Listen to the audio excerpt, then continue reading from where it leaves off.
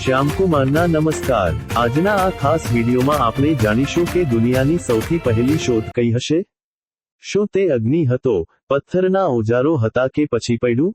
માનવ સભ્યતાના વિકાસમાં આ પ્રારંભિક શોધોએ કેવો ભાગ ભજવ્યો છે, તેની સંપૂર્ણ માહિતી આ વિડીયોમાં 26 લાખ વર્ષો પહેલાના ઇતિહાસ સાથે સમજાવવામાં આવી છે।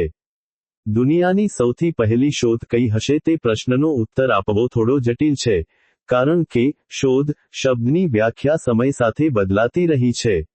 જો આપણે માનવ ઇતિહાસના પ્રારંભિક તબક્કા પર નજર કરીએ, તો પથ્થરના ઓજારો અને અગ્નિ પર નિયંત્રણ ને માનવજાતની સૌથી પહેલી અને ક્રાંતિકારી શોધો માનવામાં આવે છે।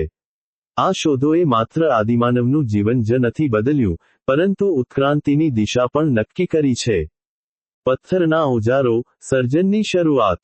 આશરે 26 લાખ વર્ષો પહેલા, આદિમાનવે પથ્થરને ટીપીને ધારદાર ઓજારો બનાવવાનું શીખ્યું હતું।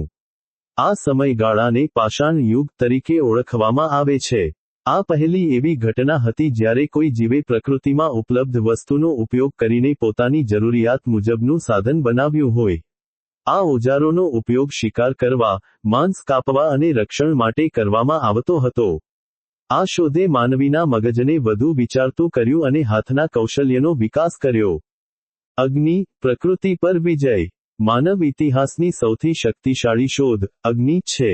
લાખો વર્ષો પહેલા આદિમાનવે કદાચ વીજળી પડવાથી કે જંગલમાં લાગેલી આગ જોઈ હશે, પરંતુ બે પથ્થરો ઘસીને અગ્નિ પેદા કરવાની કળા શીખવી એ એક ચમત્કાર જેવું હતું।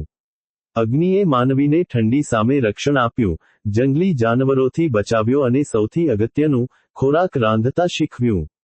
રાંધેલો ખોરાક પચવામાં સરળ હતો, જેના કારણે માનવીના શરીર અને મગજમાં જરૂરી પોષક તત્વો પહોંચ્યા અને બુદ્ધિનો વિકાસ થયો।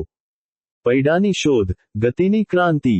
જ્યારે આપણે સંસ્કૃતિના વિકાસની વાત કરીએ છીએ, ત્યારે પૈડાની શોધ આશરે 5000 વર્ષ પહેલા સૌથી મોટી ગણાય છે। પૈડાની શોધ પહેલા માનવી માટે વજનદાર વસ્તુઓ એક જગ્યાએથી બીજી જગ્યાએ લઈ જવી અશક્ય હતી। મેસોપોટેમિયામાં થયેલી આ શોધે પરિવહનના સાધનો બનાવ્યા અને વેપારની શરૂઆત કરી। આજે આપણે જે આધુનિક દુનિયા જોઈએ છીએ, ભલે તે વિમાન હોય કે ફેક્ટરીના મશીનો, તેનો પાયો આ નાનકડા પૈડામાં રહેલો છે। ભાષા અને લેખન, વિચારોનો સંચય। માનવીને અન્ય પ્રાણીઓથી અલગ પાડતી સૌથી મોટી શોધ તેની ભાષા છે। પ્રારંભમાં સંકેતો દ્વારા અને ત્યારબાદ ચોક્કસ અવાજો દ્વારા સંદેશાવ્યવહાર શરૂ થયો। આશરે 5000મી 6000 વર્ષ પહેલા સુમેરિયન સંસ્કૃતિમાં લેખકળાની શોધ થઈ। જ્યારે માનવીએ પોતાના અનુભવો અને જ્ઞાનને પથ્થર કે માટીની તકતીઓ પર કંડારવાનું શરૂ કર્યું, ત્યારે ઇતિહાસનો જન્મ થયો। જો લેખકળા ન હોત, તો એક પેઢીનું જ્ઞાન બીજી પેઢી સુધી પહોંચી શક્યું ન હોત। ખેતી, સ્થિર જીવનનો પાયો। આશરે 10,000મી 12,000 વર્ષ પહેલા માનવીએ જંગલી ફળો અને માંસ પર નિર્ભર રહેવાને બદલે જમીન ખેડીને અનાજ પકવવાનું શરૂ કર્યું। ખેતીની આ શોધે માનવીને ભટકતા જીવનમાંથી મુક્તિ આપી અને નદી કિનારે વસાહતો સ્થાપવાની પ્રેરણા આપી। આમાંથી જ ગામડા અને શહેરોનો વિકાસ થયો। ખેતીના કારણે જ માનવી પાસે નવરાશનો સમય વધ્યો, જેમાં તેણે કળા, વિજ્ઞાન અને ધર્મ જેવી બાબતો પર વિચાર કરવાનું શરૂ કર્યું। આધુનિક શોધનો પાયો।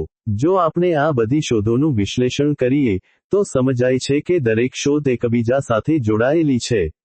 પથ્થરના ઓજારો વગર ખેતી શક્ય નહોતી, ખેતી વગર સ્થિર જીવન શક્ય નહોતું, અને સ્થિર જીવન વગર લિપિ કે વિજ્ઞાનનો વિકાસ અશક્ય હતો। આ પ્રારંભિક શોધોએ જ આધુનિક યુગના વીજળી, ઇન્ટરનેટ અને અવકાશ વિજ્ઞાનનો માર્ગ મોકળો કર્યો છે।